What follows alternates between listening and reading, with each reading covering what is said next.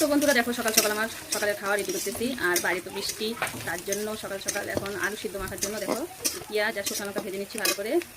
আর এদিকে দেখো লতি রান্না করবো, এগুলো সব মানে জমি থেকে উঠায় আনছে আমার বাবু। আর এদিকে শুকনো মাছ দিয়ে রান্না করবো হচ্ছে লতি। তো চলো সম্পূর্ণ ভিডিওটা দেখো, ভালো লাগলে লাইক কমেন্ট করে দিও। তো এটা সম্বাসটা দিব হচ্ছে রসুন দিয়ে। রসুন কিছু ভাজা ভাজা হয়ে গেলে শুকনো মাছটা দিয়ে দিব তেলের মধ্যেই।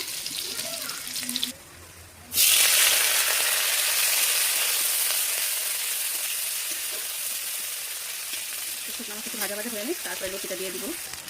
তো দেখো শুকনো মাছটা ভাজা হয়ে গেছে প্রায়, আর এখন দিয়ে দিব লতিটা।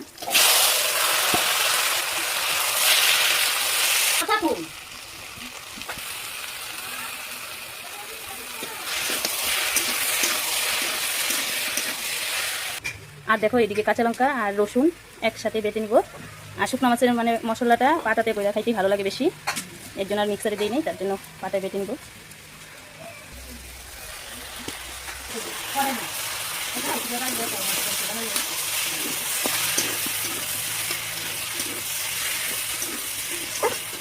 আর হালকা করে অল্প ঝুল দিয়ে দিব,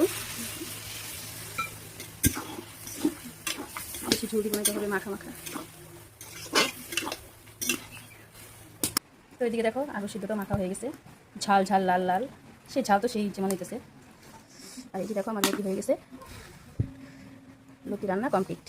তো কেমন লাগলো সম্পূর্ণ ভিডিওটা দেখে ভালো লাগলে লাইক কমেন্ট করে দিও। টাটা।